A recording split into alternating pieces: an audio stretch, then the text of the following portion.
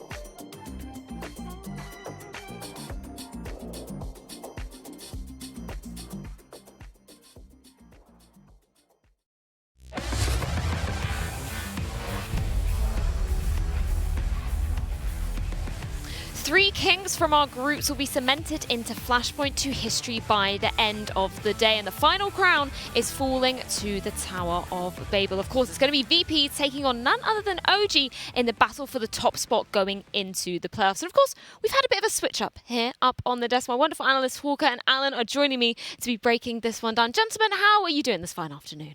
I think the more I think about this game, the more excited I am to see it. Without yesterday's game, I would have gone heavily for VP, but I think OG, they look so much better yesterday. So coming into this one, I think they can really take it to them, and I think we probably will get a free map series. Ooh, are you echoing those same thoughts, Hawker? I think so too. I think as well, it's exciting to get to see VP against some of these EU teams. I've been waiting a while to see what guys like Yakindar can do against the European opposition. OG's a great test to see exactly how that's going to go. Yeah, that is a very good point indeed. And with that, I think we can take a little bit of a recap of our group, see exactly how the Tower of Babel has been shaping up. Of course, we can see exactly how these teams got here.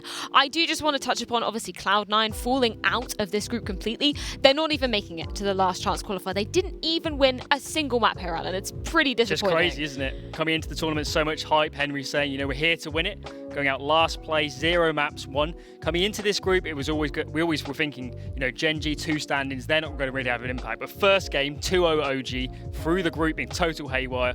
But in the end, I think we have kind of ended up with the matchup we may have expected in the first place, and hopefully we get a good one out of it. Yeah, I think we will be indeed. And we can just see, obviously, Virtus.pro's, journey throughout this group. They've been looking pretty solid. So I'm wondering, coming into today, who are your key focuses going to be on in this next matchup? I think the two players in this matchup that I want to see from VP are Buster and Yakindar. And the big discussion with these two players is playing contact heavy on T side, because around these two players, they get so much place, so much space to just play around how they like. When they see an opportunity, when they see a gap, they go for it every single time. And with this team, when they work out where the CT Orps are playing, they're so good at just walking into bomb sites, ripping heads off, and it's so hard to play against this sort of style if you're not used to it. So hopefully, OG, they've done a bit of prep, and they're going to be ready for this really aggressive T side. Yeah, VP. It seemed like they may have potentially, when Monty was just speaking to MBK, he was saying literally those two names. He was saying Yakindar especially.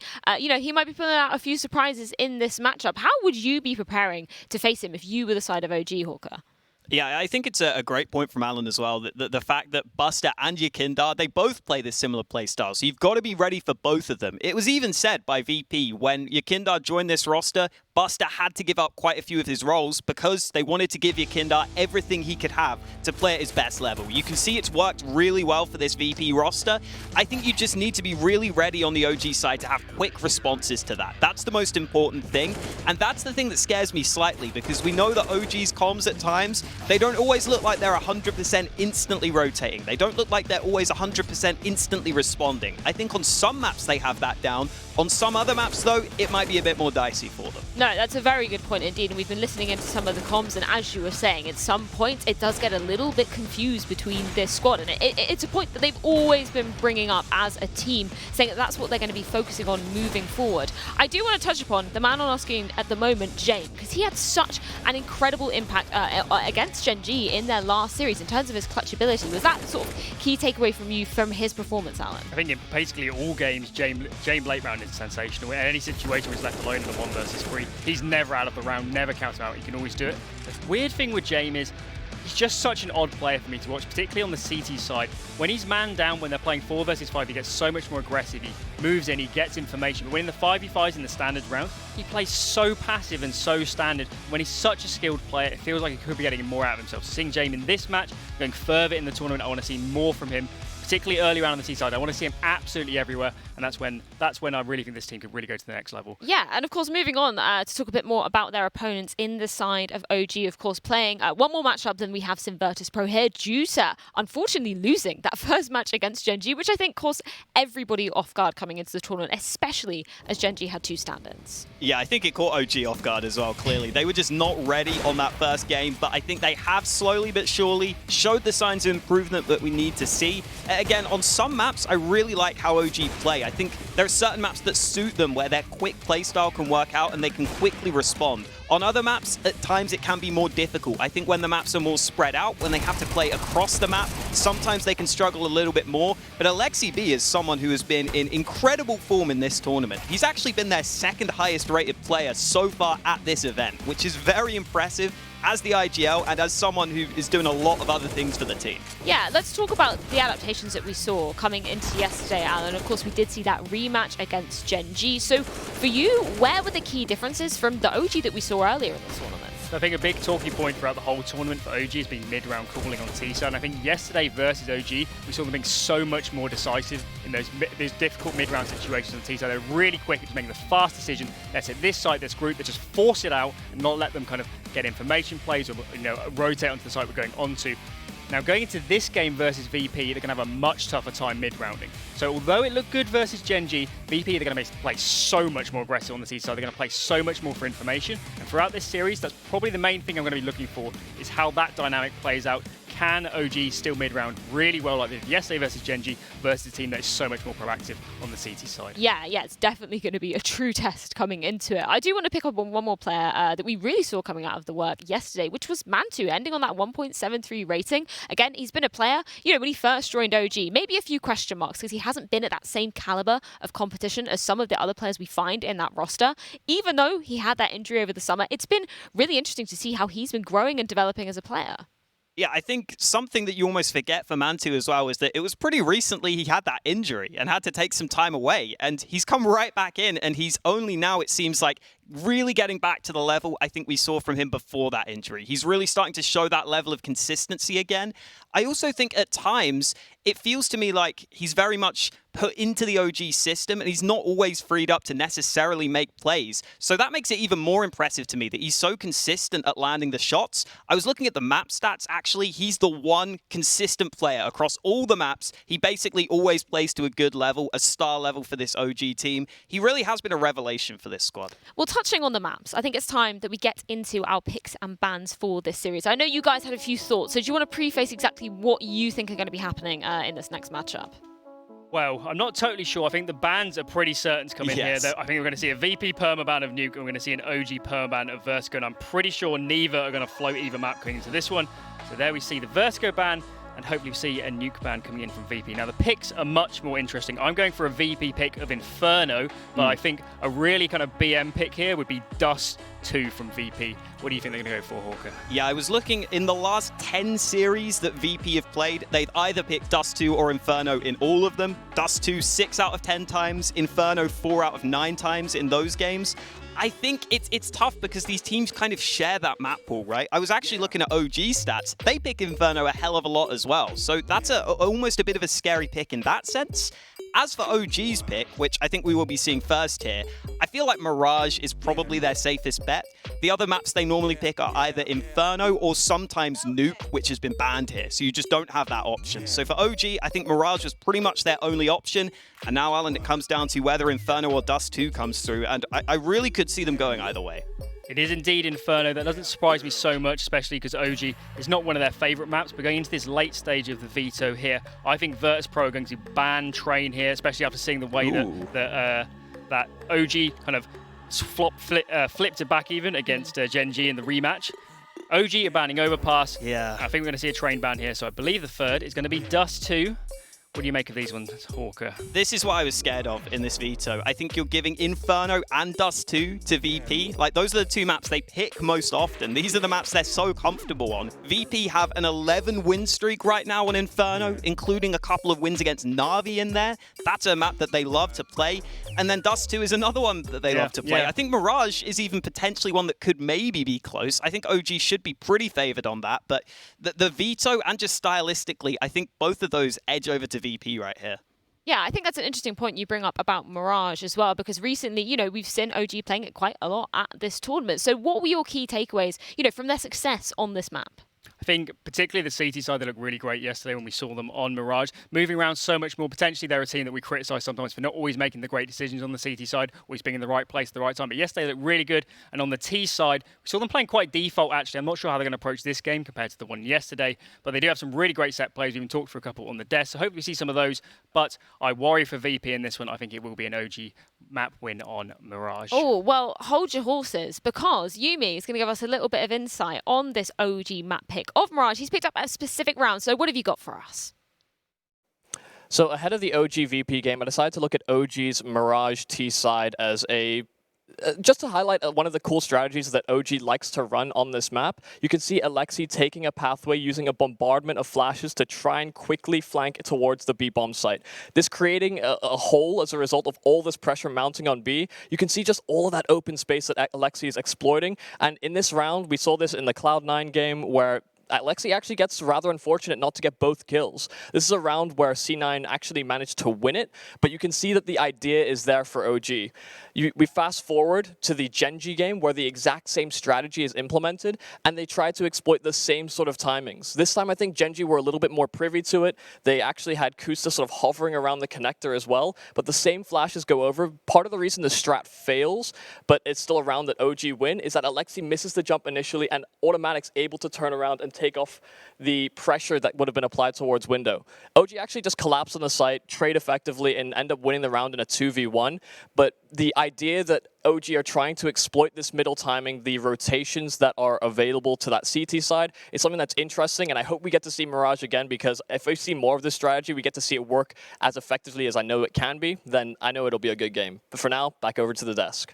Thank you very much, Yumi. We will indeed be seeing Mirage coming up in our first map of this series. But before we do that, we've got to take a quick recap of our Pinnacle Predictions leaderboards. I think everybody in the green room was shitting themselves just a little bit when it looked like MLBR were going to take it, because everybody picked up big. But Alan, man, you got to be pretty smug sitting up there. I'm just nailing it so far. Every game on point. I was very nervous. I was 600 on big in that game, and that I really thought they were out of it when I went on to T side of Vertigo there. But we're holding strong here.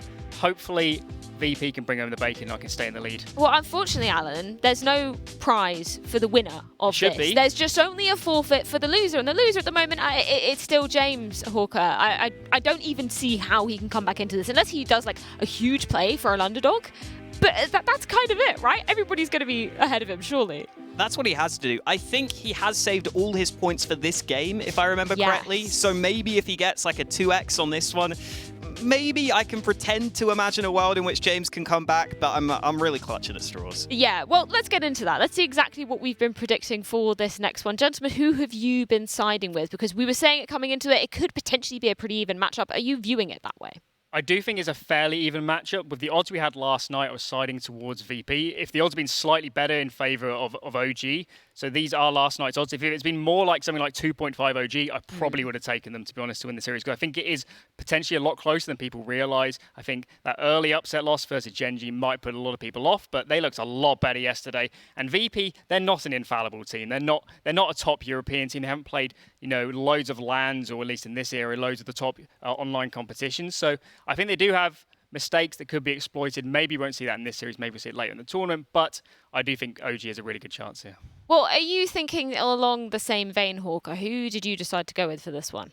Yeah, I went with VP as well. I think that there are arguments to be made both ways. For the VP side of things, I just think the fact they haven't played against EU competition in a while could either benefit them or it could either go against them. I could see it going either way, because I was looking and they've barely played any EU teams. The only EU teams they really played were kind of in this qualifier for Flashpoint, basically. They played a couple of games against Godsent and Endpoint. Before that, you have to go back to June when they last played against EU competition. That's a while ago. And I just think that aggressive playstyle could really cause issues for OG, especially if we see that slow to react OG. So for that reason, I went with VP. I think it is going to be a close series, though. Yeah, that is a very good point indeed. And with that, I believe we can bring in our two wonderful casters in the form of Anders and Semler to walk us through their predictions for this one. Gentlemen, who have you been siding with?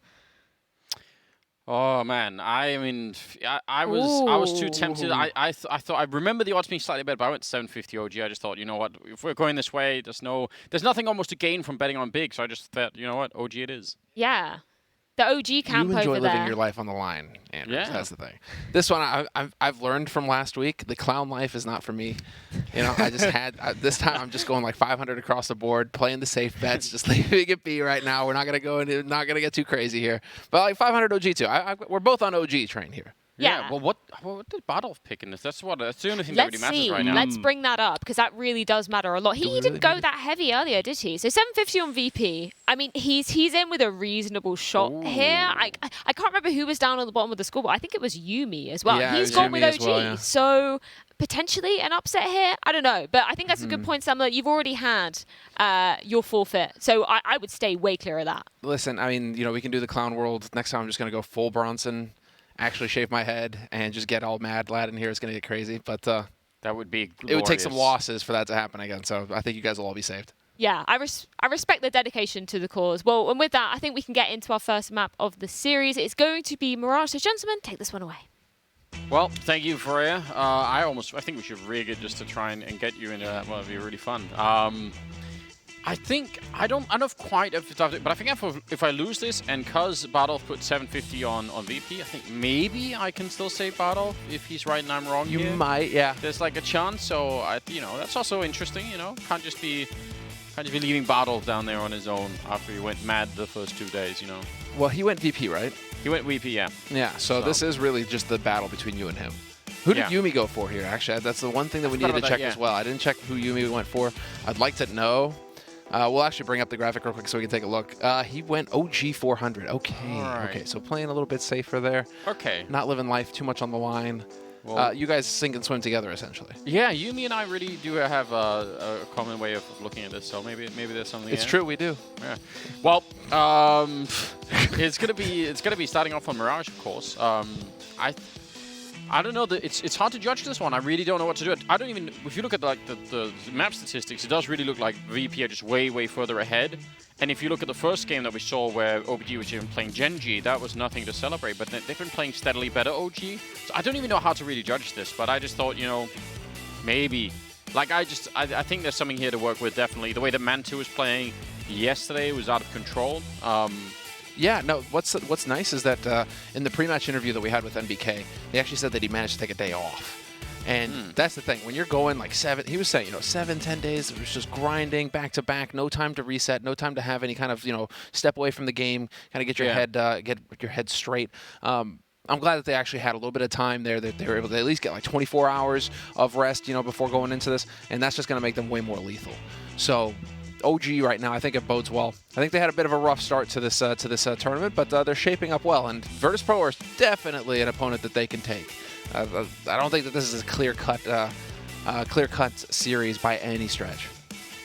No, not at all. There are some really, incredible players to watch on the VP side, obviously. Yakandar, I think, coming slowly, just a community favorite in a lot of these games to watch, and there's a really good reason why. He's incredible. It's well worth it. He's also got a bit of personality. He's got a bit of personality. He's got on those interviews. Yeah, I think it's got a lot of things going for him at the moment. But, James, when he's hitting those AWP shots and doing well, it's really, really lethal. And watching him go toe-to-toe with Mantu, for instance, it was automatic versus Mantu last time around, and I think Mantu came out heavily on top eventually in that fight. But yeah, I think there's a lot to look forward to in this particular game. So I just think it's going to be a fun game almost no matter what. I hope OG will continue with the same level of focus that we saw last time around, and hopefully just Alexi doing the calling. There's no one else interrupt him. Just let him run that game. Let him run the show. Yeah. And get everyone else in there. Because that's the kind of OG that seems to be working better at the moment than anything else. We had that kind of OG yesterday with Mantu just going beast mode. They really do rely heavily on him, it seems. Yeah. When he is in there hitting his shots, you can see that Alexi B life gets a whole lot easier. He's got some firepower to fall back on in the shot calling. It just makes life so much easier when you actually have your star player actually performing at their level. So I'm curious to see if Mantu's going to bring that today right out the gates. He certainly did yesterday. Yeah, he was wild. He was a monster. What's so strange, though, I really feel like I didn't learn much about what kind of a team OG was from the first time they played Gen G, and the second time they did, I feel like I didn't learn that much either, because again, Gen G were also playing much worse than they were earlier in the tournament. So it's like, I don't even have like a really good read. It's like all of the data that you have surrounding this OG team, at least in Flashpoint, it's just sort of misleading in some strange sense. You're just left wondering, well, yeah, cool, like, they win some, lose some, but you never really actually know where they stand. So this could be the first legitimate test. I really hope it will be. I hope it's going to be exciting to see. Going to be playing up against VP here, starting on the CT side and OG on the T side of Mirage. A big welcome. It's a best of 3 that's just started now. And yeah, I think in terms of, I would say, mental fortitude, I think VP are going to be way stronger than OG. I think OG are going to be more liable to crumble if things start to get a little bit rough here. No, we've seen it. Issa with the... Oh, dude, Issa's also been popping off in pistols. It's worth mentioning. Yesterday, he was just annihilating Gen G in all the pistol rounds. He was getting all the kills. So, and there you go. Already he was prepared for Buster and the push into Palace. And now that is key. Virtus.pro now going to have to push to top mid to try and get information. And guess what? Velda's waiting for him here. Or he was. Decides to back off to go and pick up that bomb. And if he is stomping around here, that might be good enough for Yakinder. This is a big opportunity now for Yakinder. A lot of risk getting taken, but they need the info. VP need to pull off some kind of weird play, and unfortunately for him, it doesn't work out. Velda's going to take his head off. He got spotted by MBK, and MBK called it into Velda, and that was really quick communication. Super, super important that they managed to relay that information. Otherwise, I mean, still from Yakinder, what a great move. He saw that opportunity and just went for it. That was just him making that call on his own, but definitely a good job. And now they're going to gamble stack towards the A side, and I don't really mind that from VP's point of view. You really have to do something. 45 seconds, and if all they need is maybe like one strong USP kill to start this off with, and they're right back in the round. It's going to be smokes, but those are all going to land behind where most of these players are holding at the moment. 30 seconds. Oh, man, this is going to be brutal for OG. The shots should be on point for Virtus.pro. They're going to get within the smoke radius. They see it coming now. Flash in. Opportunity is here now. OG need to hit the ground running, and nothing but shots coming through. They spot out Kicker as well. Sanji only going to pick up the 1 kill, and despite all 4 players for Virtus.pro being present on the A site, OG just ran right over him. Yeah, and I mean, I guess the problem really for VP there was, like I said, you need that one strong early kill to slow things down, but when nothing is slowed down, they're just going to keep coming, right? They essentially just run so far into the bomb site that you can't stop them anymore.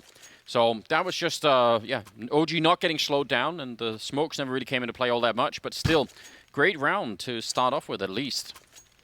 It's a tough one. It's almost comical when you look at Sanji's position as well, where he's probably thinking, oh, I'm being so sneaky on the edge of the smoke. But from the guy shooting at him, you can just clearly tell that there's like legs sticking out the bottom of the edge of that smoke there. Like, not sneaky at all. Not sneaky at all, dude. Sorry. We see you coming from a mile away. Well, that is the strong start that OG were hoping for, at least in the pistol round. They've got that bomb that can rotate through underpass as well. Currently making a little bit of noise exactly, Velda, over here towards B. The rest of OG, they're trying to take advantage of these rifles that they've gone ahead and purchased this round. really setting themselves up to take over short quickly. They know that there's a man holding close. NBK going to open it up, takes the first kill. Buster is out of it. Sanji trying to trade, and he takes a deagle shot. NBK out of it. But with 4 players alive, bomb about to get planted on B. Things are looking up here for OG. Yeah, that was a very decisive call being made there. Once they had the catwalk, they just decided to go for it instead of messing around, which avoids at least one of the pitfalls you can have in those second rounds if you start to get into long, drawn-out battles against deagles and scouts and all the rest of it. But yeah, they avoided that. The danger of doing it really is if you run into a stack all of a sudden. But yeah, they felt comfortable that that wasn't going to be the case, and they have Alexi B up here. In case there was going to be a rotation, he could try and interfere with that. But seems like for now, VP are happy to just say what they've got. So a second round at least on the board for the OG side. It's not bad at all. They're going to be happy with the way that this has got off the ground. Yeah, they keep all 4 of their rifles alive. Yeah. That's really big. That's the whole point of them buying these rifles. Yeah, you're right. If you are losing the Mac 10, it's sort of like, yeah, whatever, it's fine, you know? But if once you have the AKs and the Gallegos, you want to keep that going, for sure. Wow, and they even go for another one. This is, so OG really leaning hard into the next round and leaning hard into building a bank. That's what the name of the game is here for OG. So 3 AKs, 2 Galils, a bunch of nades. OG not skimping on the support, but James, he gets a body shot on Mantu, barely survives with 4 health. And it's looking like a bit of a rinse-repeat sort of situation here for OG. Virtus.pro are trying to play into this, though. They've got 4 players ready on that B site. If OG were to run the same strategy, it would not go as easily. Yeah, they've got a lot more cover in the B bomb site. And it is a strange coin flip when you're on the VP side here. I mean, you can't really know where they're going to end up, so they're just stacking and hoping that it's going to be working out. OG, on the other hand, are doing their best to sort of check out exactly what's going on. You could see Alexi was up there before the smoke went down, hoping to take a look into the A-bomb site. They haven't felt any more force in middle either, so, you know, grenades will help out a bit. Sanji still burning, trying to see if he can escape. They would have heard a little bit of running. They still have a minute left. They actually don't have to come here. They felt... Again, I imagine, especially because they've been, I think MBK's been in the middle in that ladder room for a long time, and he just hasn't heard or seen anyone, which in itself is a little bit suspicious. I don't want to, wait a minute, if they're not in B and if they're not in middle and they're not really fighting us from the A bomb side or anything, maybe, you know, maybe there's something cheeky going on. Yeah, Lexi still has nobody in connector. The problem, the slower they go though, OG, you can see the rotation coming now from Virtus.pro. They're going to get in position. NBK is now going to be caught in a sandwich. Stuck here in the ladder room, and if there was anybody in jungle, he'd be a dead man. Luckily for him, that's not the case. He is still getting whittled down, and Virtus.pro, they've picked up a rifle. Yakinder's got a gun to work with. Mantu finds the headshot on him, though. Takes that out of the picture. So a 4-on-4 take of the A site. Bomb just gets planted with 15 seconds left. And, well, that was clever. NBK still surviving here. Oh, Buster, he really wants him. He's jumping for it. Oh, man. Do we get the Callies? Oh, he's thinking about it so badly. Finally gets his reward. He's been hunting him for a long time. Now he's going to try and go straight through the window, and Mantu will catch him. So in spite of what turned into a very, very dangerous round, they're so low on health on the VP side that actually getting through and defusing the bomb just will not be easy. Although that Molotov is real interesting. They don't have a kit, obviously, so the defuse is going to be a long, long time. There's a good kill there, but James has to retreat. No time, even if he got the last kill here. So that is so expensive for VP. It's a very well-played round, and I think you're absolutely right. They did just go just slow enough that VP could catch up to them. Yeah, that was weird. You would think that if OG were calling the rotate, you'd be decisive about it. But the teams mirrored each other rather perfectly. And well, obviously Virtus.pro got the firepower even with pistols. They'll get kills if you give them the chance. So that turned into more of an expensive round for OG than they've signed up for, of course. And unfortunately for them, they were really looking to build that bank, keeping those rifles alive. Now they've tapped a lot of that bank, having to rebuy on everybody. So a little bit of a stumble here at the start for OG, but still 3 rounds on the board here at the beginning of the T side of Mirage. And well, Virtus.pro, they've got the AWP, they've got an AUG on Yakinder. So we'll see if he can get something going here. Oh, Mantu's fast enough to hit these shots. Missed chance. Yeah. They're not going to stick around expecting that there are going to be some counter grenades coming out. Well, they're creating a bit of a distraction for the minute. But they're going to slowly start to fall back. They do have Isa hiding outside of the A-bomb site. But in middle, I think this is really cool for VP. Look at this aggression. They're still GM holding the one way, Yakinder on the other side. I really, really like this. Look like there's going to be a run boost, which actually could be huge trouble for Yakinder. He has to just flip around and try and do it, and yeah, he's dead already. Jame with a nice return, though, and we're under a minute, so trading, although Buster comes in with no real backup. I don't think he was even flashed in there, just shows up and gets shot in the face. That might be a bit of an issue. Now they're bringing the bomb back, and this is actually a great call at the moment here. Jame trying to show up in time, but he could get smoked off. No, not quite. They don't have one left, actually, so maybe Jame could be the hero in this one. Yeah, he is. He's already at window. This is big. OG now with 30 seconds left. They're going to be hard-pressed to get in here scot-free. A flash. We saw that flash come through, but NBK just slow walking right in. Perfect shot, and these are just terrible situations here for OG. Walking in one after another against an AWP. You're dead men. And Issa's on the other side of the map. He's only just now getting towards the B apartments. This is not happening for OG. They're going to be saving this AWP and AK. And it looks like they will be able to, yeah. So the 3 players for VP will survive. It's actually tragically comical because the reason why Issa's so late is he was distracting over at A. He was throwing a smoke and a Molotov into jungle, but there was no one there to hear it. So VP couldn't even. They had already rotated into the B bomb site, which actually, you know, again mirroring the early rotations and the gambles they've been doing so far. This is something it's so worth knowing about VP if you're playing him in the future. Is if they have a tendency to over rotate, which so far has been working out great, but if you know, then you can absolutely abuse that in a big way. But so far, this is really good. And OG, I mean, I think matched with the fact that definitely VP at the moment in these early rounds are quite happy to rotate quickly to a bomb site. At the same time, OG are slow once they feel like they have the opening. You can tell they keep slowing it down a bit. So those things are working out against OG for the minute at least. Well, they have the money for a buy. Alexi doing a good bit of talking there during the timeout as well. Makes me wonder if it's too many cooks in the kitchen again for OG, or if they need to tighten up their comms a little bit here. We're going to find out, of course, as we progress. It's so hard to say because sometimes going slowly to a bomb site also makes sense, right? Because, you know, theoretically, VP quickly rotate to the bomb site, and then it's another 20 seconds before someone shows up. That can also make you doubt and start to say, wait, hold on, like maybe we've got this wrong. They're not showing up yet. So it's really hard to read from the outside, I guess. But I'd be interested to see if they have a sense of how quickly VP are just gravitating or leaving a bomb site alone, basically. As you can again with them in the middle with the York. Going to be taking down Alexi, which is a real problem because everyone else is on this side, and this is so well defended. There should be no way into this bomb site right now if you're on the OG side. Oh, no. He body blocked his teammate's smoke. That was 2 smokes going in. Weird stuff there. Miscommunication perhaps on the VP side, or a fresh smoke going down, but that is not perfect. It leaves a gap for NBK to work with. Unfortunately, Alexi, he died in mid. So NBK's got a ways to go before he gets a gun in his hands. All he's got is the deagle. And it's looking like after a moment of hesitation there from OG, thinking perhaps they wanted to wrap out, it is just going to be them committing to the A site. Yeah. I'm not liking all this shuffling back and forth business at all. Look at how far up they are the B hallways as well. VP already know that this is very likely going to be in an A-type executor. They should know by now. They should have a quick rotation to shoot someone in the back as well if the bomb ever goes down here. But they're really well defended at the moment. 35 seconds. Jame, a little bit of a missed opportunity there. Could have been a straight kill. They're waiting for someone else to show up. But at the meantime, again, Yekindar is right behind them. And he's seconds away from just wrecking this round in favor of VP. Yeah, he's actually just waiting for his team. It's a very disciplined play at the moment for him. A nice couple of double kills there coming in from Kickard, meaning just man 2 left. And he's just being toyed with in the corner.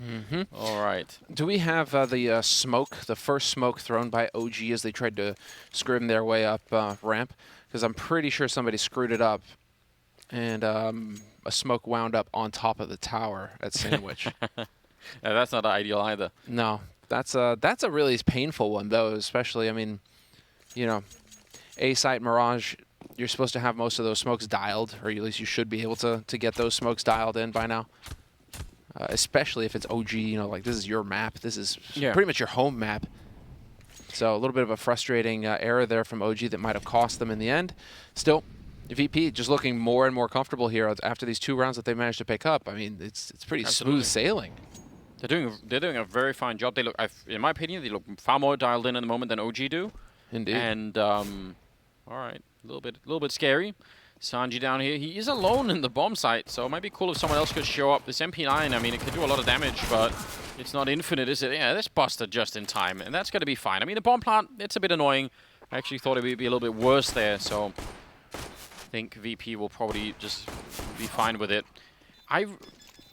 Yeah, I don't know. The fact that they were outside of that A bomb site, when they lose Alexi B in middle, they have, I think, like 1 minute and 20 seconds. So it's not like they don't have time to go back. If they really wanted to, they could have gone back and checked everything. The problem is, obviously, if you have to traverse the whole map from the A side and go back to B, it's a lot of corners to check. And if someone snuck, like, you know, pushed forward, you could just get killed and all the rest of it. I don't understand the part where they go back and then go, you know, say, oh, okay, back to the A bomb site. That, to me, just looks like indecision in the team. Like someone said, oh, let's just go back and check and make sure, and then they're like, oh, wait a minute, no, never mind, just go A. And it's like, that I don't like.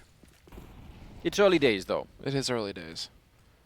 But this is one of the stronger opponents that OG have had to play against. For sure. So VP, I mean, they're going to be a step above, a cut above Genji. Genji, you know, sporting the 2 stand-ins, bit of a pug kind of approach to things, maybe even a little bit of a language barrier with exist in the Swedish, English, you know, kind of cross. It's not going to be the same as Virtus.pro. Virtus.pro are not to be messed with. And while this is weird, NBK is just kind of out in the middle of no man's land here. Does he get any support from his teammates? Whoa, James missing that shot. Missed opportunity, and that's going to open his teammates up to getting swarmed. It's all James now, point blank with the AWP. OG have to know that this guy's close. Yeah, but they can't find him right now. He's actually just so hard to catch. And yeah, they know that he's here somewhere, but they're not quite sure. And even better, Buster is still up there. Even this doesn't even matter. It's fine. They find James, but they have no idea that Buster is up there, and that could be lethal to this team. He's sneaking in. Yep, he's looking for the double. This is... Oh, no! He needed that straight headshot. Oh, man, a giant opportunity. Absolutely could have been VP's round. I don't even mind that he doesn't take the first shot. 9 times out of 10, for sure, he just instant dinks that first guy and is on to the next guy, and it's just a quick double spray down. Why'd you have to curse him like that? I know. I am sorry. You brought too much attention on him. The CS gods at that point just have to deny you. It would have been so cool because at that point, for sure, OG, when they finally find James, they're like, yes, all right, good job. Now focus on the rest. And like, James' death almost sold that flank from Buster even more. Oh, that was meant to be. Yeah, and they are definitely ready for your Kinder's aggressive push mid this time around. Well, oh, Buster though. At least he takes one. Does he manage to make it out intact? No, Mantu's going to get the flank on him quick enough there from short. And so man advantage maintained for OG, straight up onto ladder now, and that is James getting the shot on Alexi B as well. Not looking too hot here for OG on this push. They're down a man. They went from having a man advantage, and they just keep getting smashed. Yeah, and look at how many people are here from VP again. Just so many people so quickly. It's very hard to know how much of this is being reported throughout OG. Like we just said, we have no idea how much they're actually picking up on it, but VP are very, very sharp right now at instantly being where they need to be, which so far is a huge advantage. It only really becomes a disadvantage if OG find out and start to abuse it, because, and especially in Mirage, you can do that so much if you really want to. That's not been happening yet, so more power to VP, especially losing that last round, which I think they should have won the last one even. This is definitely interesting. And again, the discipline here, not peeking him, not doing anything. It's what you want to do. Yeah. Don't give him the opportunity. Now you've got the triangle set up. And should he find the first shot with an AWP, there's no way he gets the second. The only hope here is that he walks in and picks up the bomb. There's the shot, and he has got to be a dead man. Oh, for a second, I thought he was going to do it, dude. No scope. For a second, that looked way too close. He's probably he's clicking the mouse button like the signal just doesn't come through in time. He's like, please. He's just holding down on mouse 1 there. Okay. So yeah, but it's so weird. The adjustment is made by OG. They're ready for your Kinder. Yeah. And then they just fall apart here as it develops. Well, I think part of the reason they fall apart is because they're not expecting for the rest. I mean, think about it. You kill your Kinder in the middle. You kill Buster over in B. You're not expecting at that point. Well, not even B. Catwalk. You're not expecting that everyone else is at A, which is in fact what was true. So you're thinking, well, we've got 1 mid kill, 1 catwalk. I mean, surely there's someone else in B, which means we're essentially 2 on 5 towards the A bomb site. You think like, good odds, let's go. And the VP just again, they're so quick to be there. Buster was the only one playing. on catwalk and B at that point in time. Everyone else, well, almost immediately afterwards, everyone else had rotated towards jungle. So here we go, though. A little bit more of a spread out, but I think mostly to try and get the bomb down. I'm assuming they're going to try and make a little bit of noise over at B. In fact, they're just going to send Alexi in first. The bomb is still at ramp, so what? Alexi sacrifices himself, then they make some noise at B, and then they go plant the bomb. They don't even know, I think. Now they might have changed their minds because Alexi's all the way in here. This is madness now. What is going on? Yeah, but they've been spotted as well. Sanji did not rotate off, and so he finds the headshot on Velda.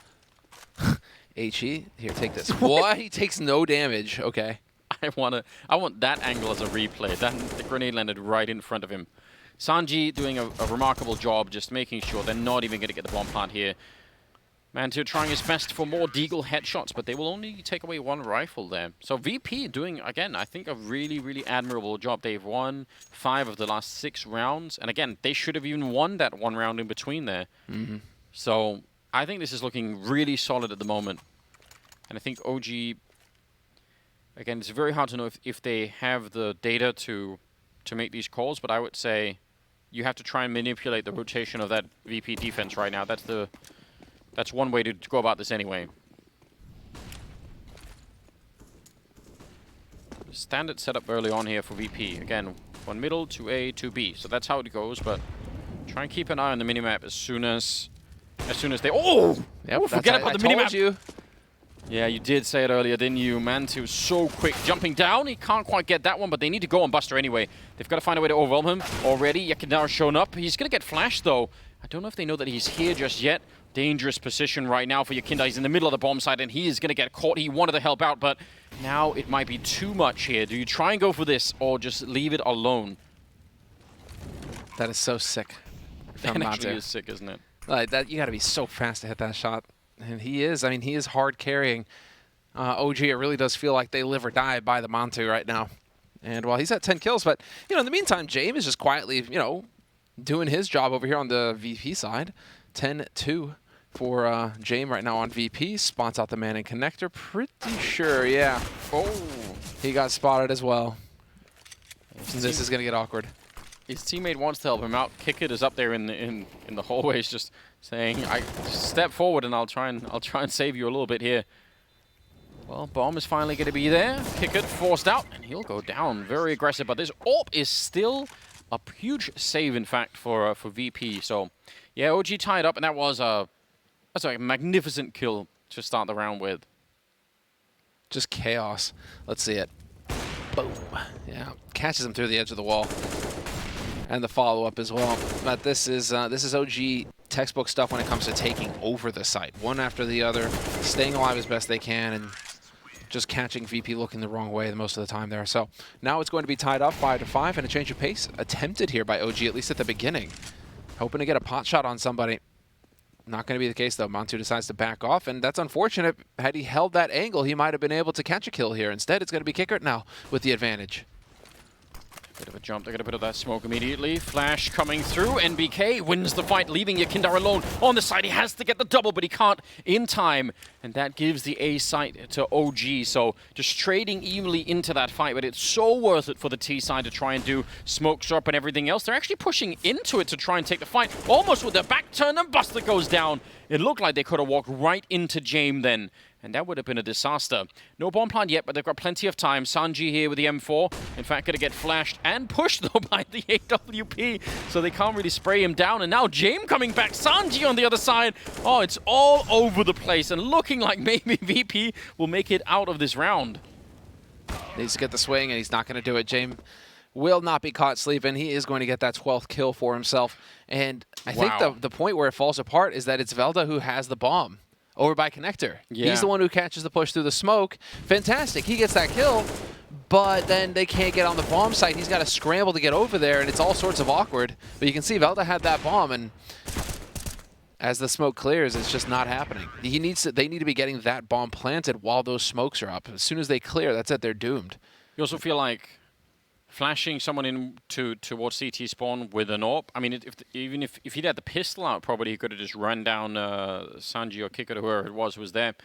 But the AWP, right? You're going to be tempted to take that one shot, and if you don't hit it, you're like, all right, whatever. Like, but some really small margins in that round. It works out for VP. And again, James, I think, showing just what a resource he can be on this team when he's got that AWP. He's 12-2 right now. It's really amazing work coming out from him at the moment. So that is a nice pillar right now for VP to rely upon. And we'll see if OG have it. They've got 3 HE grenades going to the middle. They could find themselves. No, it's not yet. No one's going there. It's going to be no targets. Oh, there was a lot of aggression. Palace push coming through, and Yakinder's there to open it up and take NBK out of that picture. He's only got 4 health. He has to be careful. And wow, Kickert hits that despite not having the angle advantage. That's big. Velda caught sleeping, and that's an AK down. Lost. Kicker's going to be able to trade out. And now, well, OG in this round, I mean, essentially the rest of them are all just hard ecoing, so. It's so important that OG do some damage in this round because the money on VP is not good. And if you let them go in this one, I mean, the last one was, what, a 2-on-1 that they just managed to win. And so that almost reset their economy already. If you let them out with this, with everyone alive here, you will have, well, they'll have saved their economy, and you have to suddenly do a lot more. And you're running out of rounds anyway to reset it, so it's kind of now or maybe in the next round, but otherwise it's going to be trouble. 6-5 here, and yeah, man, 2. All right, it's got to get the M4 at least. But I like CB is that this is the real deal, right? If they can force someone to rotate, if they can get one entry somewhere here and force that rotation, maybe Alexi can pick up a kill, and at least then you'd have something to work with. But that all goes away when Buster shows up long range. Can they just double up on Yakinder? It looks like that might be the play here. He's only got 4 health. And it just happens that Issa's got the Glock. One bullet! That would have done it, and that could have perhaps opened things or given Montu a little bit more room to work with. Oh, nice try. Wanted to go for the first shot. Wow. Even without Kevlar, Montu sprays and gets a kill. It's not bad. It's not bad. It does something. I still think another kill would have been the real difference maker. For sure. It's not the end of days here for OG. They did not get a bomb plant, but they saved enough money to be able to get a decent buy here. Montu's going to have the AWP as well if he wants it, and they are going to elect to get the sniper rifle. So 7-5, VP on the CT side in the lead. But it is actually going to be a decently bought up OG. Curious to see what the game plan is, though. It's looking like it's going to be the mid-challenge. Yakinder once again going aggressive. This could set it up here. OG looking to take this fight. Yakinder's holding right on the edge and takes full advantage of it. He has such an incredible lineup. You could tell it's so hard to see anything, but I don't think they've seen that before. Yeah. I'm not sure if they've seen that. MBK dies to the exact same trick, and probably not even being called at that point. That'll be really, really interesting to know how many times they run into that. Isa gets a kill on Kicker. They'll offer a slight way back into the round here, but it is trouble. And maybe especially now that Isa's low on health, they're going to double up, and in one grenade here would do it. It's going to be bouncing around the corner, and it's James to pick up that kill. 2 versus 3, plenty of time, but they're in a rough spot right here, even more so now. 2 separate HE kills in the single round. It's not we don't always see that. Alexi B on the edge of the smoke. Not sure if he managed to spot out Yakinder there. Yakinder on the side itself looking to find a shot, and it's going to be James who catches Alexi B in the open. So 8 rounds picked up here on the CT side for Virtus.pro. 8-5. And well, OG, that is the kind of clutch round that you want to set up if you're Virtus.pro, that you're holding in your back pocket. I look at that. They couldn't tell from we could actually follow that from OG's perspective, and they couldn't see him. It just looked like 2 smokes. Yeah. Well, and here's what's so genius, right? That the smoke that the CT side throw, I'm sure from OG's point of view, it just looks like the smoke you normally put down to prevent a Molotov. So it's not even so suspicious from their point of view. They're just like, well, so whatever. Like, they've just made sure that we can't Molotov it. And then actually, it uses their smoke, which is the one they're setting up right here, against them. That is really next level. Yeah, super cool. Oh, dear. That's a shot. All right, no joke this time around. They actually managed to pick up a big kill there with the Deagle. NBK opening it up. 5th kill for him. It has been, wow, a very quiet. It's like you look away for a few rounds, and you look back, and it's still 5 kills for NBK, 5 for Isa, 3 for Alexi B. Yeah. OG just aren't getting any kills. No, they're definitely lacking a bit in that department at the moment. All right, a bit of a jump. Sanji not even that worried. He's got some backup in Buster who could be swinging around. He's going to come back with the M4, so that helps out on the other side. A little bit dangerous. He'll take care of the first challenge there. And they're solo on health right now. Valde does a great headshot to follow it up. I mean, it's pretty impressive. Kick it, though. Nice position, just offsetting himself a little bit. And MBK, he'd have to get 2 pretty clean headshots. He can't really survive a long fight. He does have some time for it. Oh, there's one of them. Not clean, but he does get the job done now. It's up against James, who's only died twice so far and has got 14 kills. So MBK just looks like he's hiding behind this pillar saying, please don't, Mr. James, leave me alone. Yeah, 25 seconds as well. Not a whole lot of time, but James backs off the window just as NBK decides to go for it. And so the bomb is going to get picked up here by NBK, and he could just go for the bold move. It's going to be the peek. Oh my God. And James turns to the corner just in time once again. And now NBK is just going to have to stick this bomb, get that planted, and just hope that you're going to look the right way when James comes around the corner, or you hit the flick. And he nearly does. So close. James with the running gun, though, takes him out. And no head armor on MBK, so he's dead from one single shot there. Oh, that's so painful. Wait, what? Just He's just doing a victory lap, he's gonna go shopping. Yeah, just a little victory lap. Scavenging. Just pick up some nades.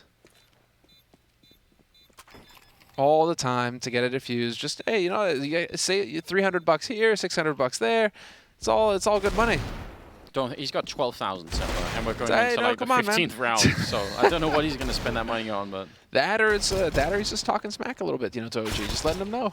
I think that is the. It's probably the better one, huh? Yeah. Yeah, just you know. And that I can appreciate. Kind of sucks that you lost that round, huh? Yeah, you guys kind of struggling, aren't you? This is your map, isn't it? Yeah, I thought you'd be a little bit more competent. Listen, I think if they could get this one last round in the OG, I think that's still, you know, 9-6. That's pretty acceptable. What worries me again is you have to. Nice timing on that.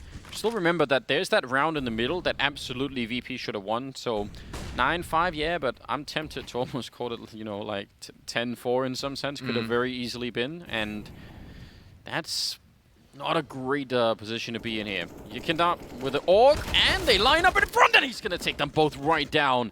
Amazing stuff, and he's been doing this so much in the middle. He's just been very aggressive, and they have not had very many very good answers either. He's at the edge play. He's still doing it. No way. Oh my God. Dude, you can't see him. Yeah, the way smokes are working right now. Yeah, but he can see you. Yeah, but the way that smokes work, man, it's crazy. Just able to spot. Some very cool tricks. Because again, I think I think they themselves put that one up, so Valde, 1 versus 4, and the bomb is in the middle. The whole thing is a disaster at the moment. And it looks so promising. The kill on James to kick things off. It looked really good for OG, and then they just got whittled down. All 4 players for Virtus.pro alive and well, and just, you know, covering that bomb. There we go. 10-5 the score at the end of the first half here. Virtus.pro on the CT side, fully stabilizing the situation. 5 rounds in a row at the end in a streak, just looking way too good on OG's map. And we're going to see what OG can do right after the break.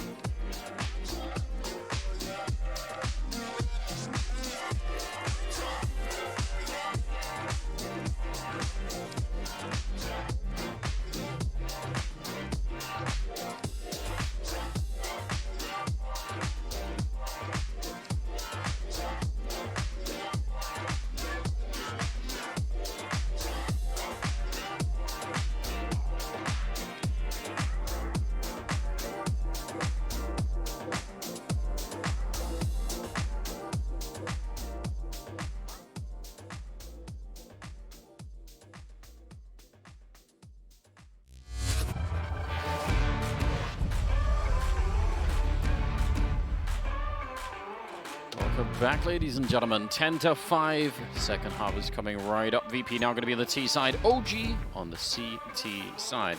And I thought that was a very, very strong performance from VP in that first half. I'm not even sure 10-5. I think, again, in my brain, I'm just going to call that 11-4. It's unfair. 11-4. Tournament won't, but I 12-3. I mean, if you want to count the Mantu round where he just guts it. Yeah. You know, there's a few in there. There's a few in there. This could have been the complete Virtus.pro show. You're right. Now we got to see if they can pull that off on the T-side pistol. OG on the CT side pistol tend to win more than lose. They're slightly above 50%. But now VP going to be looking to wreck that stat. Oh, NBK just lets him go past. Big opportunity here for NBK to just completely shut him down. 2 kills for NBK. Brilliant work. And that's allowed for Mantu to rotate in as well. The clamp is coming down on VP. This B site is looking so solid. OG, they were ready. I actually can't believe NBK recovered that. That just looked like, you know, that looked like it already slipped. It had already, like, you know, bottle's already out of his hand. He's just trying desperately, like, fumble it all over the place before it just, you know, cracks on the ground, and somehow it doesn't. That was actually, yeah, it wasn't smooth work at all from NBK, but it somehow worked. Dude, that was sick. And he made up for it. Yeah, no bomb plant. Kind of feeds into the follow-up here. And shout out to Yumi, who's been on top of stats as well throughout the tournament here, providing us with the insights. But he was kind enough to tell me that OG, 90% of the time, if they win the pistol, they win the second round. So I think that's kind of clear-cut in this one, considering Virtus.pro didn't get a bomb plant. They're not going to be going for the 4-spy shenanigans. So, you know, maybe OG, they got it a little easy this time, Anders. Yeah, that'll add to the stats for sure, but, you know, still. Gold counts, doesn't it? But that's solid, yeah. The problem is, as soon as you said OG, 90% of the time, my brain just auto-completes that as they win every time. I just can't. Why has that happened? You always got to leave just a little margin, right? I know. But, you know, 90%, yeah, you might as well. 44. No, I'm thinking about the Anchorman thing as well. Like, you know, it's like, oh, it's so stupid. I haven't even seen that movie in like a decade at least. Yeah, that's It's been a while. Been a minute. Well, you know, we've got teleprompters here. I'm sure we could have some Ron Burgundy moments. Just watch the movie while we're doing the game. Is that what you're advocating? I'm Ron Burgundy. Headshot coming in. Yeah, get us back on track, man. So appreciate it. Yeah, fishing for some kills. Why not? You know, hope you get one of those kills. You get a quick bomb plant. Looks like Mantu working on an ace. He's already got the quad, and Valda will steal it away at the end. Fair play, I guess. Doesn't really matter. 10-7. And OG, yeah, decent start, but they're going to have to fight the AKs already in this third round, which I'm sure they know. And they're fighting those with 3 MP9s, so... Yeah, contrary to the strategy that they had on T side where they went full rifles. Yes. Pretty much out the gates here on the second half. OG electing to go for the SMGs. Valda at least has an M4, so I'm going to be curious to see where he decides to position himself to try and maximize that weapon. The usual connector plays, huh? Oh, wow. Nearly there. So close. Yeah, confident Valda. Trying to see if he can take the fight. Yakinda, he's alone in the middle, and everyone else is over at B. Oh, and NBK is so blind. Oh, that B bomb site's already gone. There's nothing left to fight for here. Even that kill on Lexi B, I'd say, get the AK and just be happy you upgraded to that and fall back. It's not worth it. What world where NBK doesn't panic spray if he just stands still? Yeah. Neither of them looked at him until he started shooting. You know? Yeah, go sit in that couch for a minute. Exactly. It's where you wish, you know, once upon a time, NBK didn't shoot, and he then proceeded to gut Virtus.pro because those guys didn't check their angles. It's just, yeah. I mean, there are definitely times where it's not worth it, right? What's not worth it here for OG is this map, the pain that they're currently going through right now. This is their map pick, and VP just look so prepared. Yeah. The Yakinder with his all-out aggression in mid throughout the entire first half really threw OG for a loop in key rounds. And here at Virtus.pro, they just figured out how to get ahead on their first buy round as well. 11-7 on the T side. VP just looking fantastic. And yeah, that was NBK just getting annihilated. They're looking really good, and I think it's also an incredible team effort that they're going through at the moment. Kicker's got 14, Sanji's got 12, Buster's a little bit behind, but not that much. So it isn't just, you know, the Jame and Yekindar show at the moment, which I think is also amazing news. Some aggression coming into top mid, but Yekindar, I mean, he takes a lot of damage, but also can report that back and say, you know, there's a lot of people in middle, meaning probably no one in B, except for NBK, who was immediately downed. And again, I don't even know what they're meant to do at this point in time. This is going to be... I mean, the bomb line's actually a little bit delayed, but I'm not sure it even makes that big of a difference to them. No, nice nade. That's a great nade on the Buster. But yeah, you can tell, I mean, still 3 players over towards A for OG, only just now getting into mid. And I'm confused, Anders. Is mid Mirage now like Banana on Inferno? With the number of nades flying in there at the beginning of the round? That was crazy. It was just a total all-out bombardment from both sides. Feels like both teams used almost all their utility right there. They just went for it. That was sick, though. I'm glad. I'm glad to see that aggression from OG. They know they have to take the fight to Virtus.pro. They can't be mincing about. They got to get in there. But, I mean, obviously, the math is so easy for VP once they hear all those nades. Top mid, they're just like, cool. If you're going to be throwing 3 HEs top mid, then... Yeah, if there's that many people here. You're not going to have 2 people B, so go for it. Well, Mantu can get an AWP. He'll be able to drop his rifle for NBK. And so this is still going to be a pretty good buy here for OG, all things considered. It will be. And I mean, it's also partly because they've been saving in some of these rounds, which is the right move. But I think this might be one of their last chances to really slow down VP. I think they need to go on like a 3-round winning streak or something like this to make this somewhat of a game. I think VP are just looking so hot right now. Jame coming through the underpass, the rest of them waiting top mid, and yeah, as soon as he's in position, slow down a bit there. But they should be able to take middle. Eventually, they will be able to work their way out here. They're just waiting again. Virtus.pro playing it very safe and wondering if OG are going to go for more of that delayed aggression to top mid to try and take this back. Not going to be the case, though. And in the meantime, the key to this round, Kickert, is still alive in Palace. And he needs to just be... He needs to stay here, and he needs to stay alive. And you can see that's why he's playing very passively right now, trying to hold these angles in case OG try to play for information, trying to push in here. But so long as he stays alive, Virtus.pro have options. They can go through connector to A, or they can set up for the flank or the distraction towards B. It's looking like it is going to be up connector onto this A side, and we're about to get a sandwich here.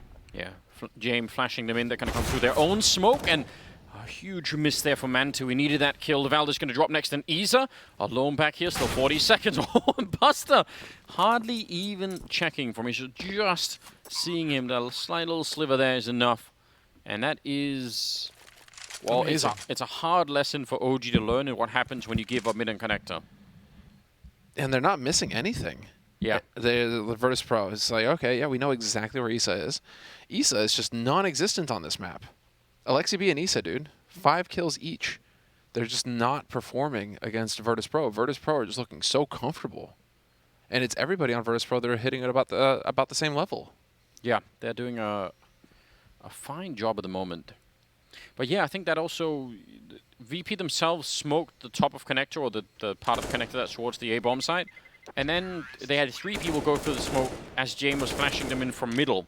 So again, the input delay from you realizing, oh, it's A, to they're on the A side, it's almost instant. It just happens so quickly that very, very hard to recover from. So you need more warning than that somehow. 13-7 here. This is looking so good. And we're going to get that tactical timeout getting called here by OG. They've been using it a lot, but it hasn't really been helping them. And this is the thing. I'm really wondering what's going on here for OG. Because Alexi B, he's known as a fragging in-game leader. He's known to get in there and get in these fights and emerge, victorious. But right now, he may be having to just use too much of his brain on trying to figure out what the hell is going wrong on the team. And he can't focus enough on his own gameplay here. I think certainly that definitely could be happening. But and I would even be okay with that if then Isa and MBK were, stepping up to sort of a similar level as Valda and MBK, right, if that was the trade-off. But since it's obviously not, they're in a lot of trouble here. I don't know what the answer is either. And I'm not even sure that I'm not even sure that this is like completely absent-minded OG from a couple of weeks ago. I think VP are playing an incredible game right now. I really think they look super solid, and I just think no matter what happens here, it's gonna be hard for OG to find their way back in the game. Nice shot from Sanji, absolutely wrecking Man 2. It's a bit of a revenge as they did lose Yakindar over on the other side. So now again, that B bomb site's been working so well for them. Why not revisit that if you really want to? All right. Wow. And they've got Kickard who could kill rotators. If anyone wants to sort of run out of the A bomb site too quickly, he can maybe hear them and shoot them in the back. Or they could just come back and take A with him. All of these options are all good right now for VP. They're in the driver's seat in this round. Yeah, Virtus.pro have or OG rather have so little to go off of. No grenades either. Yeah. Actually, I mean, look at how many nades Virtus.pro have in comparison. Yeah. Just want to see them use them right now, Virtus.pro. You've got all these nades. They're going for the scrim approach, which is to just kind of walk up here nadeless. Nothing to really warn OG. But with all these nades, you kind of want to see them get into play, and there we go. Smoke goes down to block off connector. That's not going to stop Isa from finding one kill. Alexi B, however, is in the mix, and Velda comes charging through. Velda with the plays, comes charging through the smoke, rips it apart. VP, finally. The streak comes to an end. 3 rounds in a row for Virtus.pro, but OG, they're going to go ahead and pick one up. And even a round that didn't look like it was starting off that well at all. But yeah, VP this time, yeah, I mean, they sort of, once they throw the first grenade there from connector, then it's just go time, isn't it? They look like they slowed it down a little bit at least. Yeah, that was interesting. They still have money though, and even after this round, they can probably still scramble to buy. Buster charging into the middle, he can't see anything, and I'm shocked that he's not still alive at all. Yeah, Shocked that he lived done. even the 2 seconds longer than that. It's 2 seconds too long in my opinion. Oh, Velda's clear. They've cleared that angle. He's being so clever right now, Velda, with this angle here. Unfortunately for him, James is not peeking just yet. Velda might actually go for this, and he is going to try and find an angle. And yep, Sanji was holding it. Velda needs to be careful, and he's going to back off. He knows that somebody's over here in Palace as well. He's setting up for an HE right on top of Yakinder. So that's a painful one there for Yakinder. Can they really do this? Can they peek outside of his scope slightly? If this actually works. Oh, no, not quite. He's almost dead here, man, too. Oh, he's What? I don't know. He's so close to dying in that moment. I don't even think he realizes at any point, but that is a bit of a miracle. Oh, Velda gets back in a connector right over the edge of the smoke. So they know where two of them are. Should be some information here. Yep, spots them out in Palace as well, and this is going to become clear that this is in fact going to be an A hit for Virtus.pro. 2 players remain, Yakinder and Kickard, moving on to the site. Nice opening kill there from Yakinder, but Isa on the edge to take it. He decides to punch Virtus.pros, and that's going to be a 9th round on the board for OG. Critical that they managed to get those kills without the bomb getting planted either. Virtus.pro are going to have to spend all of their bank if they want to get a buy, and even then, it's not going to be the best one unless Buster drops a Galil and goes for a Galil himself. Yakinder is going to have a very weak buy here. I can't imagine they wouldn't try and buy in this round. I feel like they didn't do that much damage in the last round, so I guess, you know, maybe you're worried about the fact that they still have some bank OG. But I just, yeah, they're going to go for it. I think it would be a mistake if they didn't just keep pushing at this point in time. Again, they seem like they're the ones that have the momentum, even OG winning 2 rounds here. It's good. But the real change, surely, of pace in this game is going to be if they can win this next round OG. Because then VP, barring any weird shenanigans where they either save or get a bomb plant. Not even a bomb plant will help them, actually. But yeah, unless they save some guns here, VP should finally be ecoing if they lose this next one. And that's where maybe OG could take a deep breath and say, right, now we actually have a bit of a chance here. I think more than anything, a chance to play NBK, Isa, and Alexi B back in the game. Like, those people have to wake up even more. Oh, it's so dead. Just so dead. What? Oh, and James missing that shot. Velda should be dead 100% here. Now he's got a chance. HE over the top, a little bit of a chance. No.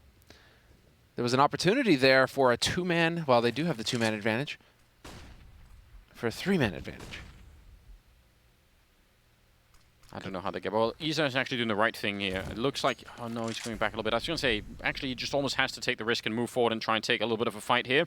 They're going to peek him and take him right down. I wanted him to keep going because 5-on-3, you know, just not sure it's going to work out if you just try and play it like a default and looked a little bit like that's what they were doing. So VP, the one round that maybe would have put them on eco. They had a similar round in the first half when they were on the CT side, where they nearly were forced to eco, and then they went on to win the round anyway and brought their economy back to life. So they've been skirting the edge sometimes of that economic destruction, but so far it's been working out well for them every time, and that is a part of the story here, surely.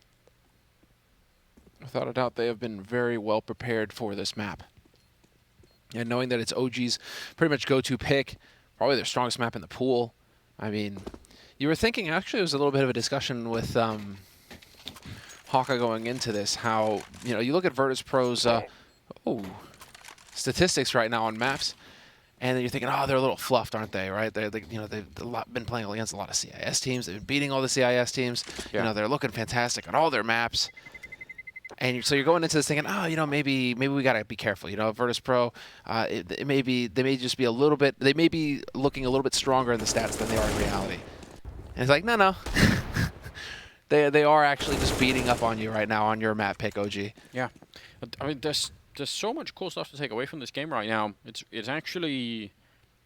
just really cool Counter-Strike that they're coming out with, both individually and I think as a team too. The whole plan seems to be coming together right now. OG, this is probably the last chance they're going to have to really say anything about it. After this, they'll be out of money, and I doubt they could do much in a round with just pistols. So 14-9 in favor of VP, and things looking very, very solid at the moment.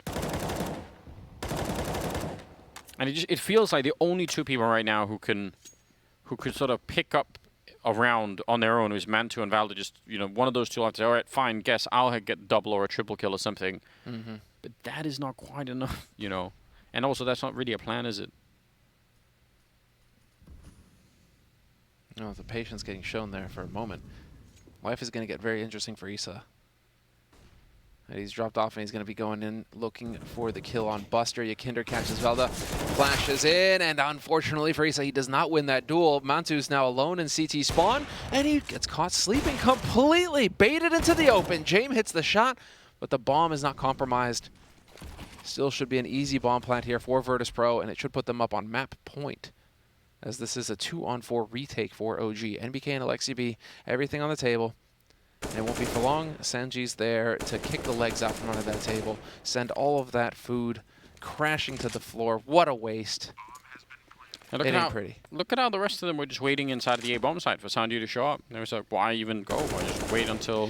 Yeah, we're seeing some real discipline. This is some actual team play coming in from VP. There aren't many mistakes where guys are kind of over-peaking or, you know, trying to make plays, right? It's not really happening for VP right now. They look much more like a well-oiled machine. What's really upsetting about this round, if you go back and look at it from the first kill that happened on Valde over at Connector, is that he was actually, I think he was smartly reading exactly what Yakinder was doing. It's just that Yakinder was walking through the smoke from Connector, and Valde just wanted to check for exactly that to see if he was on the stairs, but Yakinder was turned around and ready for it. So I don't know. It was just a mental game between Yakinder and Valde that made a huge difference for opening up that round. I don't know if we'll have a replay or not, but yeah, so look at this. So Valde is smartly going to go check him, and Yakinder is in that moment just checking for it, right? If Valde is like 1 second later or 1 second earlier or something, he probably just wins that fight. So that crashed the entire A-bomb site. And I think that was, that was a small little difference, but the outcome or the consequences of it were absolutely, huge.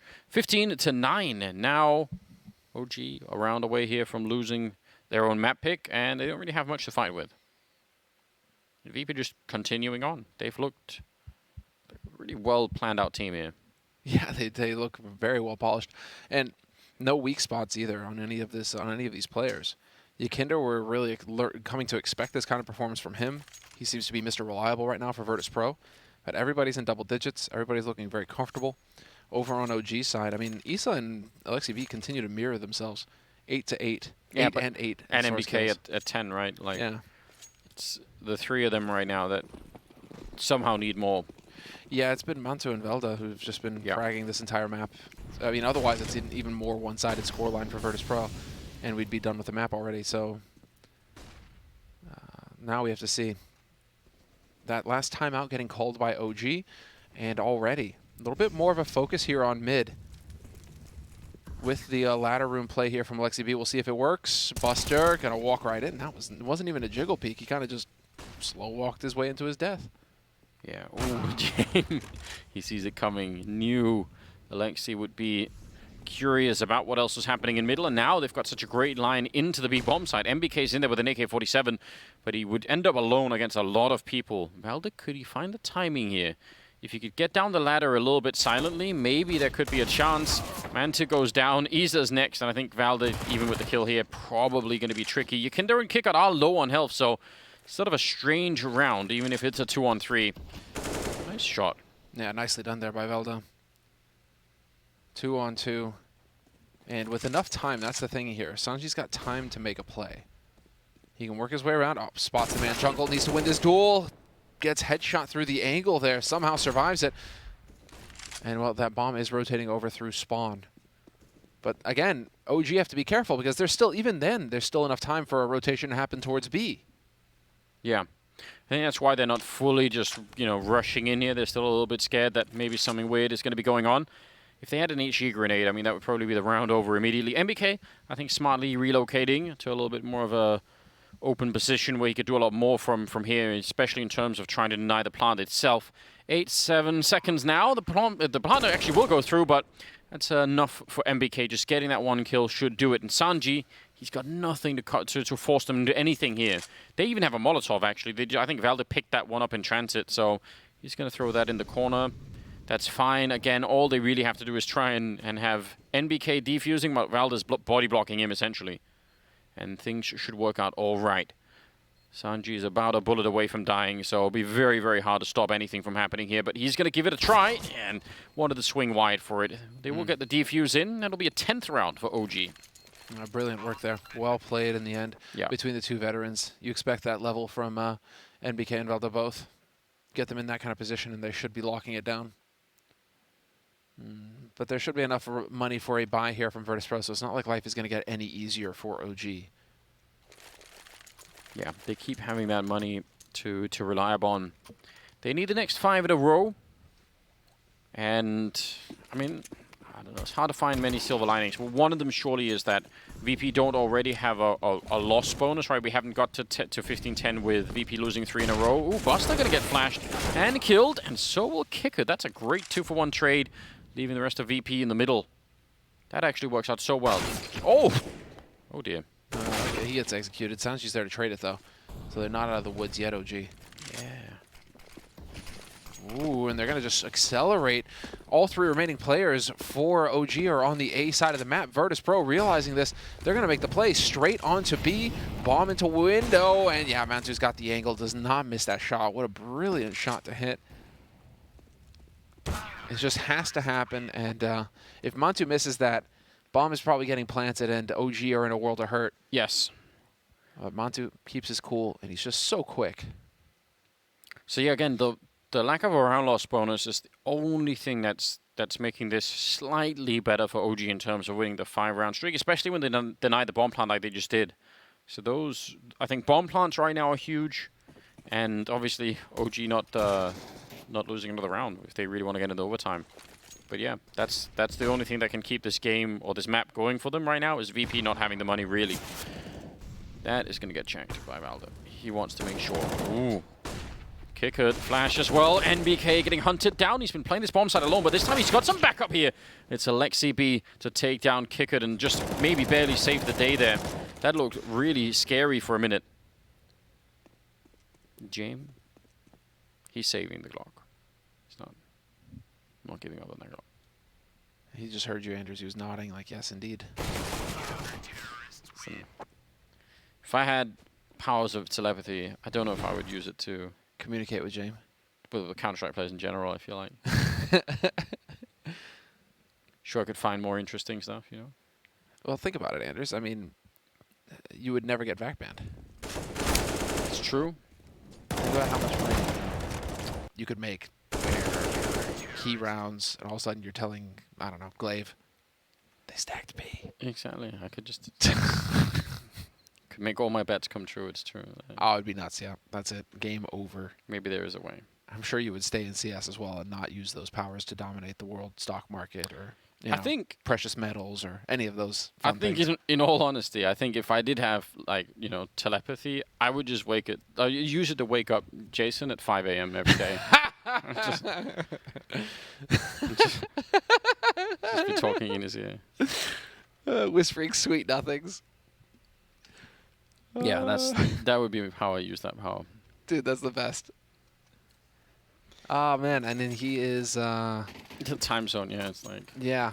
it's gonna be rough. No, Liquid just had a rough one. They lost to Triumph. I know, it yeah, was. 2-1, yeah. So 2-1, close match. Yeah, that was definitely surprising. Oh, chain grenade here. A little bit of a nice Tech 9 kill. Isa still out in the open. They're going to be trying to walk in behind him. He's got some backup, but actually he's still going to get overrun. And OG, I don't know how they even lost this bomb site. They put up no fight. That's 3 of them down with only taking Jame, and I think that just might be the map. What an absolute shock. What a way to lose it. It was looking so promising.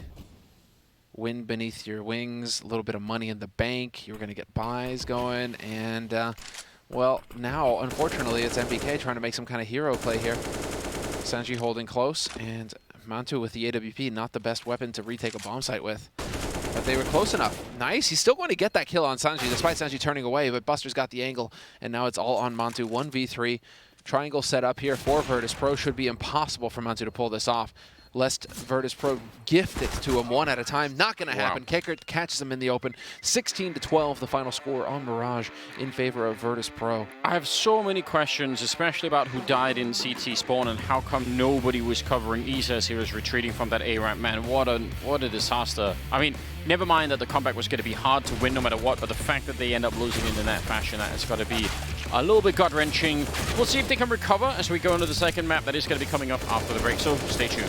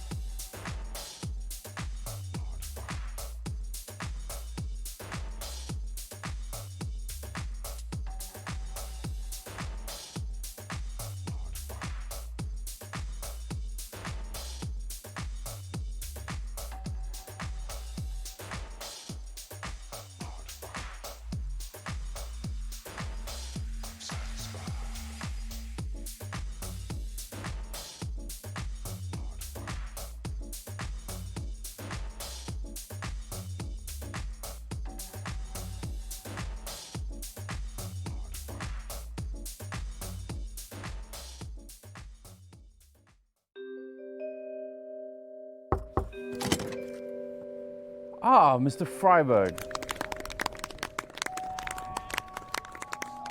Come on in and take a seat. Let me know what's on your mind. I've been doing a lot of thinking. A lot of thinking about my role in the... Your role in the universe. A lot of people have this problem. I totally get it. The feeling that there is this distance between them and everything else. In Hinduism, this phenomenon is called Maya. It's the illusion that the self could be separate from itself.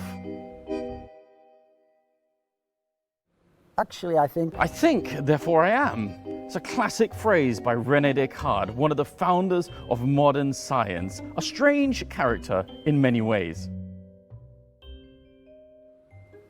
Yeah, thanks for that. I've got to go practice my team. Another patient cured. A little medicine for the doctor.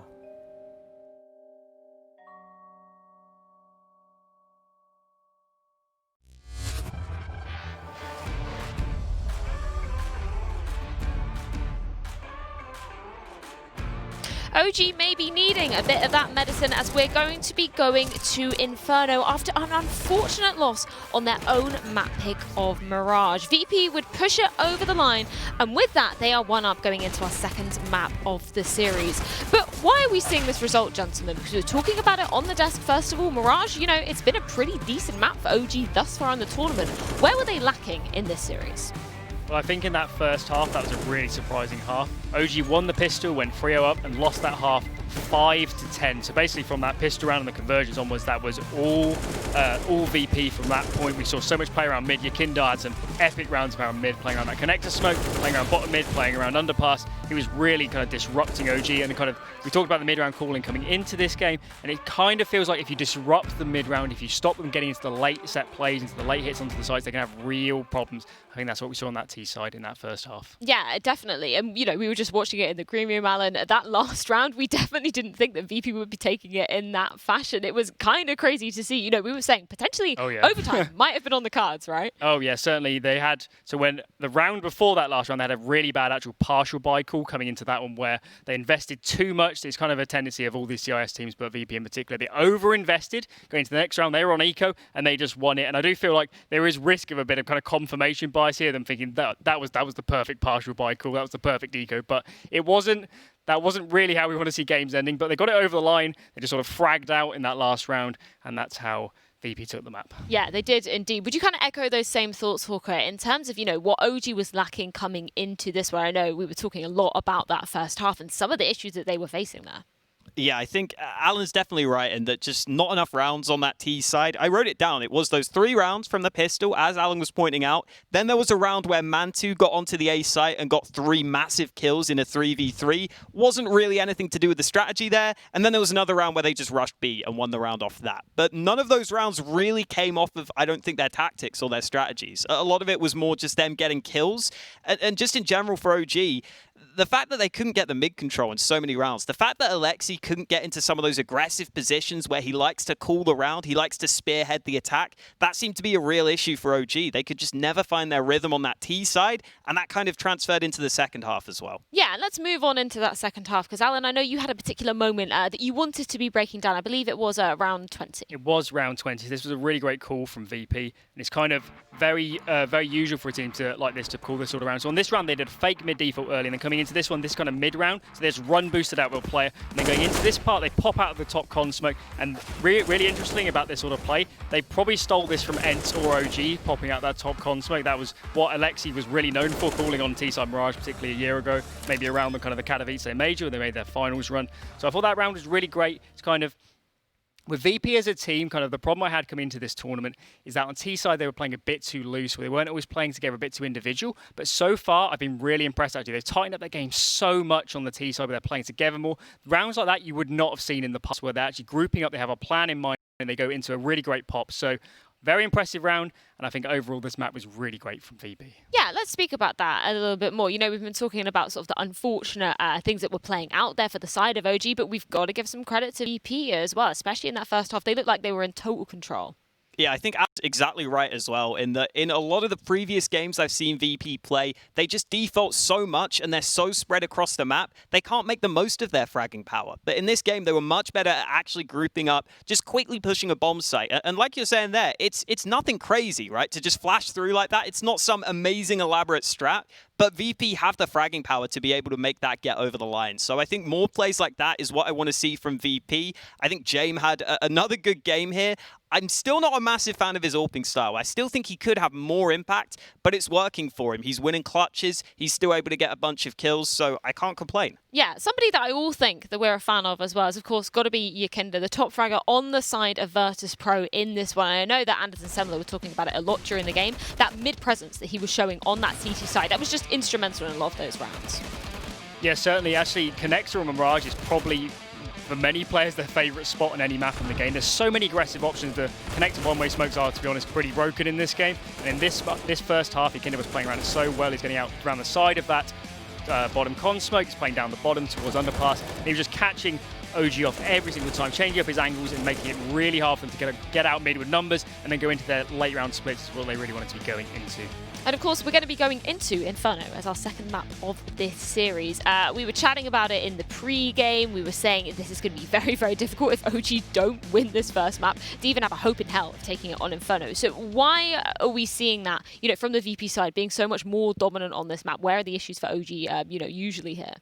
I think for Inferno, I'm looking straight at Valda on the OG side of things, because this is actually one of the maps where he is the highest rated player for the team, stats-wise. This is one of the maps where he's actually set up most for success. So I think Valda's definitely a star player we've got to watch for. And I really think the key will be those fights for Banana in this game, specifically because you have Valda and Alexi B on the side of OG going up against Buster and Kicker from VP. And I've seen so many games where Buster gets the right timing on those Banana aggressions, he gets early kills, and then once you're a man down on Inferno, those rotations become nearly impossible. So I think Valda and Alexi have to be able to do a good job at B early in the round. I feel like those fights will be the key fights at the start of the round, oftentimes to dictate the round. Yeah, that's a great point to bring up because we've seen that, so far in this tournament as well. Every time we've seen Virtus.pro coming onto Inferno, that's definitely been a key factor. Is there anything else that you're going to be looking at, Alan, from the side of VP if they hope to be taking this one in too? Yeah, certainly. So coming into the first game of the series, we talked a lot about how on T side, your Kinder and Buster super contact heavy, and Inferno really on the T side is the map where that comes to life the most. They're so mobile, they're so aggressive. As soon as they see an opening, boom, they'll go in and take it. So what I want to see from the OG perspective, I want to see Mantu moving around a lot because that's really the only way you can try and beat teams playing contact heavy and individually aggressive. You need to have your AWPer everywhere. They can't predict where he is. The instant that VP get good reads and where that CT AWPer is, they're going to have an absolute field day. They're going to walk in B every single round, get so many entry kills, going to put Valde in particular under a lot of pressure as the B anchor. So coming into this CT half in particular from OG, I want to see Mantu everywhere. And that's particularly been a problem, actually, I think, for Mantu in this team so far. He's probably not as experienced as people think he is, to be honest. He hasn't been playing at the top level for that long, but I really want to see him totally freed up in this CT half. Potentially even Alexi in the comms saying, Mantu, what do you want to do? Keep reminding him every single round, change it up all the time. So hopefully we see Mantu on the move. And maybe if that comes to life, we can have a close game here on Inferno. I don't want to dob you in, Alan, but you did say you thought this was going to be going to the full 3 match. Times. You did say that on the desk. Sad times. Do you see any hope in hell of OG doing that? Well, in Counter-Strike, you can just win both pistols and win a couple of close rounds and take a map. I think realistically, if they were to play this Inferno game 10 times, I do think VP would probably win 7 or 8 times. So in that sense, I'll still be siding with VP to take this one 2-0. OG have a chance. They are, they still played for a year. Every team knows how to play Inferno. They can take this close. VP, they're still prone to making some mistakes. They could still lose this. But overall, I'd side with VP. And I think the way they play T-side particularly really could end OG here in this series. Well, we're going to see if they will be ending OG in this series. Can VP take it in 2 or will OG push it to a 3rd? We're going to find out as we hand it over to Anders and Selma.